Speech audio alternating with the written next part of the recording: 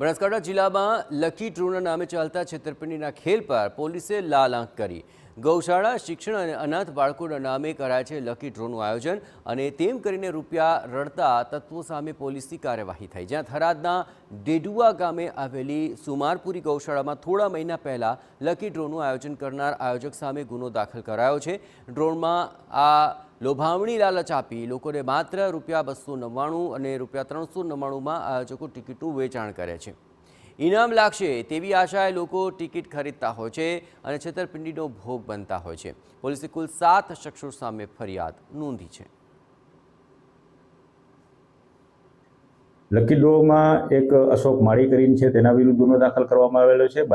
બાકીના એક જગદીશ સાધુ અને તેના સાગરીતો 5 જણા છે તેના વિરુદ્ધ પણ ગુનો દાખલ કરવામાં આવેલો છે।